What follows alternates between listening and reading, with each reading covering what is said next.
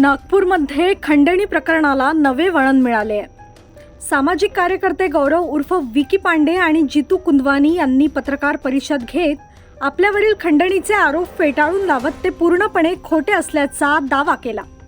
त्यांच्या म्हणण्यानुसार कळमना परिसरातील एका गोदामात अवैध आणि सडलेल्या लाल सुपारीचा मोठा साठा असल्याची माहिती मिळाल्यानंतर त्यांनी पोलीस आणि संबंधित अधिकाऱ्यांना त्याची माहिती दिली।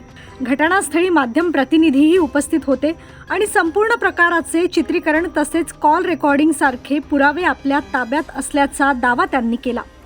तसेच अवैध सुपारी व्यापाराविरोधात आवाज उठवल्यामुळेच आपल्याला खोट्या प्रकरणात अडकवण्याचा प्रयत्न झाल्याचा आरोप करत प्रशासनातील भ्रष्ट अधिकाऱ्यांवर आणि संबंधित व्यापाऱ्यांवर कठोर कारवाई करण्याची मागणी त्यांनी केली। याशिवाय चुकीचे वृत्त प्रकाशित करणाऱ्यांविरोधात कायदेशीर कारवाईचा इशाराही त्यांनी दिला। ऐसा है कि हमको एक पत्रकार बंधु सचिन सिंह बैस जी का फोन आता है। उन्होंने हमें बताया कि कलमना थाने के अंतर्गत पुलिस स्टेशन से 200 मीटर के दायरे पे कच्ची सुपारी, बोले तो वही कच्ची या खराब सुपारी, लाल सुपारी का बहुत बड़े पैमाने पे कैंसर युक्त सुपारियों का प्रावधान चल रहा है। आइए, क्योंकि हम लोग जब जब इस चीज़ के बारे में आवाज़ उठाते तो पुलिस डिपार्टमेंट इसको दबा देता है, इसके ऊपर कोई कार्रवाई नहीं होती। पुलिस क्यों दबा रही? वो रीज़न उन्होंने मुझे नहीं बताया, उन्होंने जो बताया मैं आपको बता रहा हूँ। मैं वहाँ गया, उनसे लोकेशन बुलाया। जाते समय हमने बाबू राव जी राउत जो क्राइम के 4 के पीआई साहब हैं, उनको हमने फ़ोन किया। उसकी रिकॉर्डिंग मेरे फ़ोन में मैं आपको दे सकता हूँ, उनका टाइमिंग मैच कर लीजिएगा। उनको फ़ोन करके बताने के बाद में हम उस जगह पे पहुँचते। हमने तुरंत जैसे वो ट्रक खाली हो रहा था, बाहर से ट्रक की वीडियो बनाया जो टाटा एस, और टाटा एस के नंबर के साथ फोटो के साथ आपको मैं दे दिया हूँ। उसकी वीडियो बना के तुरंत जयपुरकर साहब को मैंने भेजा, जो फूड डिपार्टमेंट के उपायुक्त साहब है। उनको भेजने का उनसे फ़ोन पे बात हुई। वो 15 मिनट तक हमको टालते रहे, मगर हमने उनसे फ़ोन पे बात करना तुरंत, मैंने जीतू भाई के फ़ोन से 112 नंबर पे फ़ोन किया, 0712 256 12 22 पे फ़ोन किया, सीआरओ के नंबर पे। पुलिस आती है 15 मिनट के बाद, पुलिस वहाँ खड़ी है, उनके सामने पूरी चीज़ें वीडियो बनी। उसके बाद भी कोई एफडीए डिपार्टमेंट का या कोई तपिश वहाँ नहीं हुई। ऊपर से हम थाने अपने गाड़ी से खुद अपने वाहन से हम उनके थाने गए। थाने में जाने के बाद हमको ही लॉकअप में बिठा दिया गया और हमारे ऊपर खटनी और ये आरोप लगने लगे, मगर वो खटनी का भी आरोप उन्होंने सिद्ध नहीं कर पाया। उनके एफआईआर की जो कॉपी है मैं आपको दिखाना चाहूँगा। उनकी एफआईआर की कॉपी में कहीं भी उनके बयान में नहीं है कि हमने खटनी वसूले। उन्होंने बयान क्या दिया? उन्होंने हमको गाली गलौज किया, उन्होंने हमको जान से मारने की धमकी दिया। ये उनके आरोप लगे, ये उनकी एफआईआर कॉपी है, ये उनका बयान है। ये आप बयान में देख सकते हैं कि उन्होंने क्या लिखा है, आप लोग पढ़ लीजिएगा।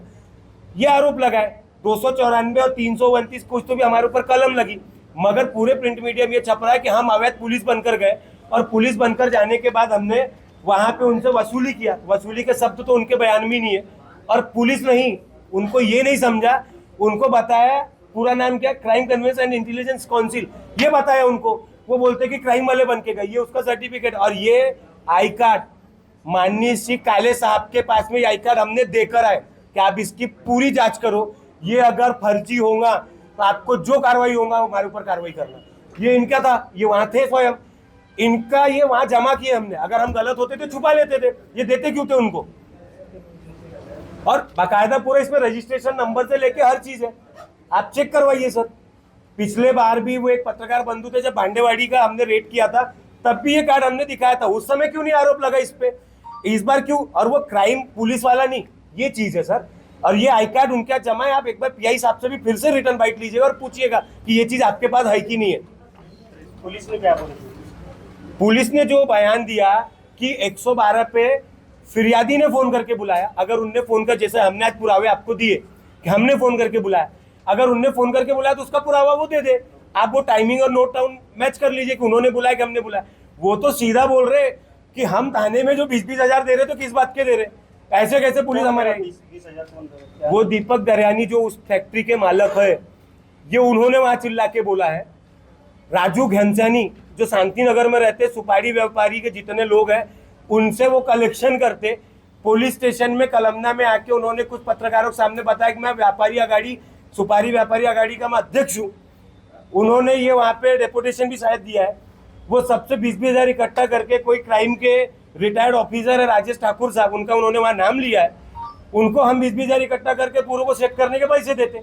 आप बताइए साहब, जामटा में एक ट्रक पकड़े जाता है, मगर यहाँ पे 3 दिन वो कार्रवाई हो गई, पूरी वीडियोस दे दिया, पूरे पुरावे दे दिया, उसके बाद भी उनके गोडाउन में एक भी अभी तक एफडीए का कर्मचारी या कोई ऑफिसर या जयपुरकर साहब कोई भी नहीं गए, क्योंकि जो ये पैसे की तय है उसके नीचे बढ़िया कुंभकर्ण की नींद में जयपुरकर साहब सो है।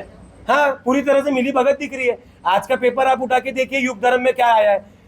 अब जो ये उस दिन का प्रकरण नागपुर में हुआ, उसके डर से पूरे अवैध सुपारी गोंदिया की तरफ रुक कर चुके। आज गोंदिया में भी कार्रवाई हुई है। आप युग धर्म का पेज उठा के देख, जब हर तरफ कार्रवाई हो रही, माननीय तुकाराम जी मुंडे हर तरफ कार्रवाई कर रहे, तो नागपुर में उनके जयपुरकर साहब क्यों नहीं कर रहे?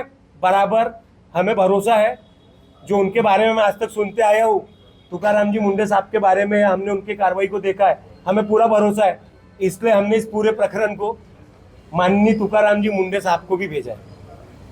ये उनको भी पूरा विषय पता है कि आपके जयपुरकर साहब ऐसे कुंभकर्ण नींद में सोए हैं जिन पे आप भरोसा करके नागपुर को छोड़े हो।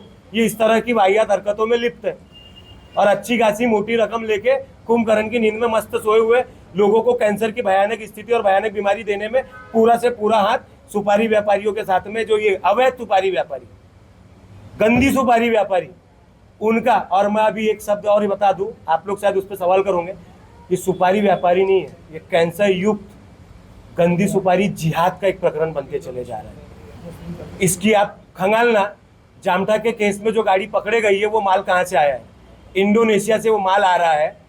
और वो माल की स्थिति में जो उस दिन वहाँ पे कलमना थाने में जितने व्यापारी आए थे, वहाँ के आप सीसीटीवी फुटेज निकालिए, थोड़ा सा उनके सीडीआर फोन के निकालिए, आपको पूरी स्थिति समझ में आएंगी। राजू घेंसानी अगर खुल के इतनी बड़ी बात बोल रहा है कि मेरे घर में करोड़ों का माल रखा है, जिसके दम है वो आके पकड़ ले, तो अब उनके घर की एक बार जांच करवाई, उनके घर के नीचे उनका कारखाना चल रहा, तो घर में कारखाना कैसे चल रहा है? कलमना में कितने कारखाना है?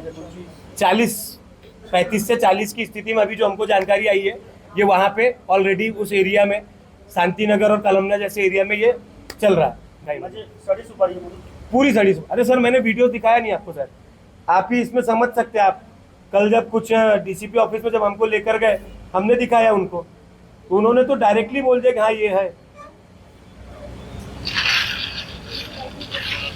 ये गाड़ी से माल क्या उतर। है? इस पूरे प्रकरण में निष्पक्ष जांच हो, किसी भी व्यक्ति के ऊपर में किसी भी व्यक्ति के छवि को धूमिल करने के पहले आप उस पूरे प्रकरण को जानकारी ले लें, उसके बाद में आप उस प्रकरण में अगर आप डालते हो तो हमें उसका खुल के स्वागत रहेगा। कैंसर युक्त सड़ी सुपारियों का धंधा करने वाले लोग हैं, इनके सभी कारखाने को मैं माननीय श्री मुख्यमंत्री साहब से निवेदन करूंगा, और मैं खुद पर्सनल निवेदन देने भी जाऊंगा कि इस पूरे कारखानों के ऊपर वो बैन लगा और इन पूरे कारखानों को सीज करें। ये सड़ी सुपारी का नाम क्या है? जो ये मालिक का नाम क्या है जो पैसे वसूल करता पूरा? ये एक दीपक दरियानी जी, जिनके कारखाने का ये विषय है, और दूसरे जो इनके क्या बोल सकते वसूल करके जो पूरा इकट्ठा करके जो सेटिंग करते, ऐसे राजू घेंसानी जी, ये सबसे पैसा कलेक्ट करके और इस पूरे जो ये तस्कर का ग्रुप है 40-50 लोगों का, ये पूरे तस्कर ग्रुपों को चलाने में ये पूरे तीनों भाई साहब का बड़ा अच्छा रोल अहम इसमें है। कितने देते मुझे क्या पैसे कितने देते? उन्होंने जो वहाँ पे हमारे सामने बोला है कि 20-20 हज़ार रुपये सबसे कलेक्शन करके हम थानों में देते, तो 20,000 अगर 40 लोगों का वहाँ पे लिस्ट है, ये तो 8 लाख। ये पूरे डिपार्टमेंट को, इस चीज़ से आने वाले सभी डिपार्टमेंट को सेट करने के लिए पैसे यूज होते हैं।